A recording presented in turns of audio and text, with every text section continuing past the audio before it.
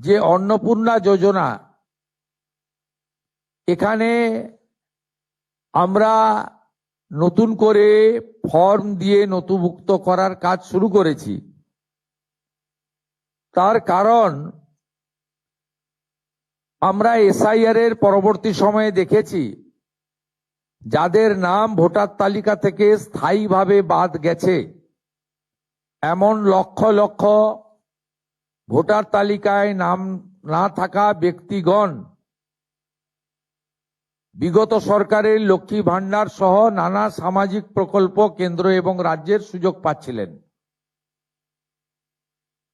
এবং আমরা যারা সচেতন নাগরিক, আইন মানা মানুষ, দেশের সংবিধান, আইন, সরকারি অর্থের সঠিক প্রয়োগ আমরা আশা করি এবং এটাই আমাদের দেশের আইন। আমরা কেউ চাইব না যে একজন অভারতীয় তার অ্যাকাউন্টে সরকারের অর্থ প্রবেশ করুক।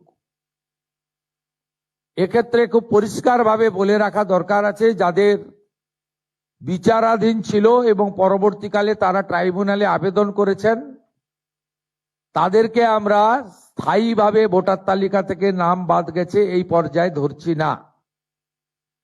বাংলাদেশ থেকে ধর্মীয় উৎপীড়নের কারণে যে হিন্দু শরণার্থীরা প্রাণ বাঁচাতে পশ্চিমবঙ্গে এসেছেন, যারা 1,21,000 সিএ তে আবেদন করেছেন, যাদের মধ্যে 19,000 সার্টিফিকেট পেয়েছেন, আরো যারা সিএ তে আবেদন করার উপযুক্ত আছেন, তাদেরকেও স্থায়ীভাবে নাম বাতিল তালিকায় আমরা ধরছি না। এর বাইরে যারা রয়েছেন, অভারতীয়, অবৈধ অনুপ্রবেশকারী, বয়স বাড়িয়ে বয়স কমিয়ে অথবা মহিলাদের জন্য অর্থনৈতিক সুরক্ষা স্কিমকে বিগত দিনে দুর্নীতির আশ্রয় নিয়ে বিগত যারা শাসক ছিলেন, যারা জনগণের দ্বারা প্রত্যাখ্যাত হয়েছেন, তাদের আশীর্বাদে পুরুষরা যে ধরনের বিগত লক্ষ্মী ভান্ডারের সুযোগ পাচ্ছিলেন, আমাদের এই স্বচ্ছতার সঙ্গে যে ফর্ম ফিল আপ এবং ভেরিফিকেশনে তারা সুযোগ পাচ্ছেন না, পাবেন না, পাওয়া উচিত নয়। আমি আপনাদেরকে আশ্বস্ত করতে চাই, আমাদের একটু আগে যে লঘু ফিল্ম আমরা দেখিয়েছি, ছোট্ট আমাদের ক্লিপিং দেখিয়েছি, তাতে পরিষ্কার বলেছি কোথায় ফর্ম পাবেন, কিভাবে ফর্ম ফিল আপ করবেন, কারা যোগ্য। যারা একেবারেই পারবেন না আসতে বা অনলাইন করতে পারবেন না, তাদের বাড়িতে সাহায্যকারী পাঠিয়ে ফর্ম ফিল আপ করে আনার দায়িত্ব পশ্চিমবঙ্গের বর্তমান রাষ্ট্রবাদী জনগণের দ্বারা নির্বাচিত সরকারের। আমরা এই প্রক্রিয়াকে 3 মাস ধরে চালাবো ঠিক করেছি। যখন যখন যেমন ফর্ম আসবে এবং ভেরিফিকেশন হবে, সাথে সাথে তাদের অ্যাকাউন্টে 3,000 টাকা চলে যাবে। আমি অত্যন্ত খুশির সঙ্গে ঘোষণা করতে চাই, গত 3 দিন প্রধান সচিব পর্যায়ে আধিকারিকরা জেলা থেকে পড়ে থেকে জেলা শাসকদের, বিডিওদের সাহায্য নিয়ে এবং একটা বড় অংশের জনপ্রতিনিধি তাদেরও প্রত্যক্ষ সহযোগিতা নিয়ে, সর্বোপরি জনগণের অংশগ্রহণে, মা বোন দিদিদের অংশগ্রহণে আমরা ভেরিফিকেশন করা ফর্ম পেয়েছি বা আমরা পোর্টালে নথিভুক্ত করতে পেরেছি 28,25,769 জন। 28,25,769 জনের অ্যাকাউন্টে প্রধানমন্ত্রী নরেন্দ্র মোদীজির গ্যারেন্টি স্কিম, ডবল ইঞ্জিন সরকার আপনাদের অ্যাকাউন্টে ট্রান্সফার করলো। আপনাদের সামনে আরো অনেক দিন সুযোগ থাকবে। প্রতি 7 দিন অন্তর সংশ্লিষ্ট দপ্তরের মন্ত্রী মহোদয় প্রেস কনফারেন্স করে ভেরিফাইড নথিভুক্ত ফর্মের তালিকা এবং প্রাপকের সংখ্যা পশ্চিমবঙ্গের জনগণকে জানিয়ে দেবে।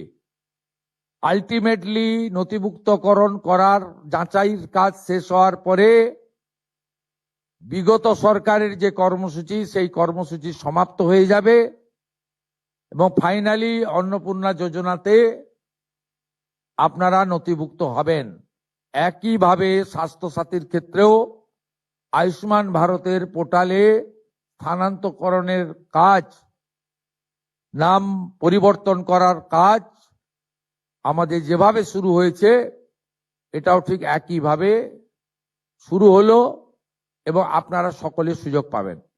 আপনাদের সকলের সহযোগিতা প্রার্থনা করে আজকের এই 3টি স্কিম নিয়ে আমরা এখানে মন্ত্রিমণ্ডল আধিকারিকরা সমবেত হয়ে গোটা রাজ্যের সমস্ত ব্লক ডেভেলপমেন্ট অফিস, সমস্ত মিউনিসিপ্যালিটি, কলকাতা কর্পোরেশনের ক্ষেত্রে বড় ভিত্তিক আমার যে মা বোন দিদিরা আছেন তাদেরকে আরেকবার এই মা দুর্গার ভূমি পশ্চিমবঙ্গ, যেখানে স্বামী বিবেকানন্দ দুর্গাপূজার মহাষ্টমীতে কুমারী পূজা দিয়ে শুরু করেছিলেন, না জাগিলে ললনা এই বিশ্ব জাগে না, যে মাটি থেকে রানী রাসমণি থেকে শুরু করে স্বাধীনতা সংগ্রামী বীরাঙ্গনা মাতঙ্গিনী হাজরা দেশকে এগিয়ে নিয়ে যেতে যাওয়ার ক্ষেত্রে, আধ্যাত্মিকতার ক্ষেত্রে, সংস্কৃতির ক্ষেত্রে, সংগ্রামের ক্ষেত্রে অনন্য নজির রেখে গেছেন,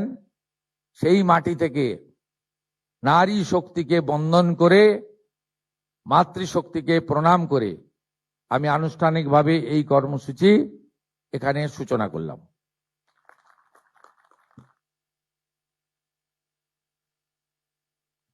মাননীয় মুখ্যমন্ত্রী যেরকম বললেন যে আজ থেকে অন্নপূর্ণা যোজনার যে নির্ধারিত মাসিক ৩,০০০ টাকা সেই পাঠানোর প্রক্রিয়া শুরু হয়ে গেল। প্রতীকী স্তরে আমরা 5 জনকে ডেকে নিয়েছি যারা এই অন্নপূর্ণা যোজনার প্রাপক। একে একে তাদের বেশ আগে আমরা ট্রান্সফারের প্রকল্প ব্যাপারটি সেরে নিই, প্রক্রিয়াটি, তারপরে আমরা একে একে ডেকে নেব।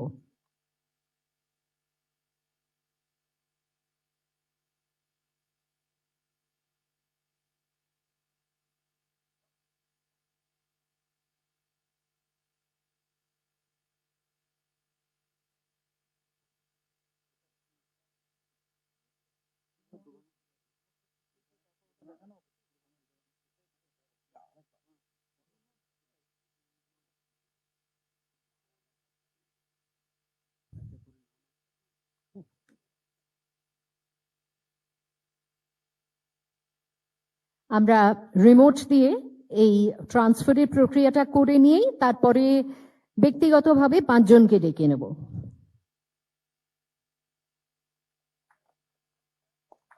এটি আমাদের আনুষ্ঠানিক উদ্বোধন প্রক্রিয়া।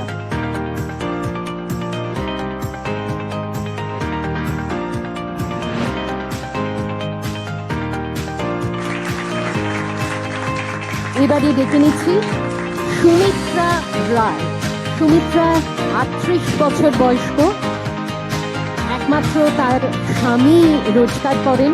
তার আর্থিক অনটনের কিছুটা সুবিধা সেই ক্ষেত্রে আমরা দিতে পারছি অন্নপূর্ণা যোজনার মাধ্যমে। এরপরে সন্ধ্যা বাহাদুর। সন্ধ্যা একাই থাকেন এবং খুবই অনটনের মধ্যে থাকেন। আবারও অন্নপূর্ণা যোজনা তার কাছে আশীর্বাদ হয়ে এলো।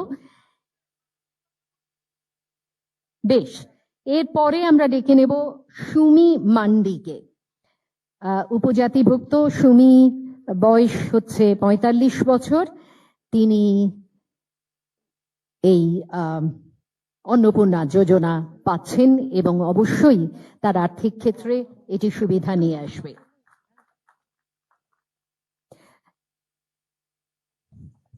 এরপরে আছেন রাজকুমারী দেবী, 49 বছর বয়স্ক রাজকুমারী দেবী। স্বামীর এবং রিঙ্কু পোরেল, এই পাঁচজনই তারা পেলেন অন্নপূর্ণা যোজনার চেক স্বয়ং মুখ্যমন্ত্রীর হাত থেকে গ্রহণ করলেন।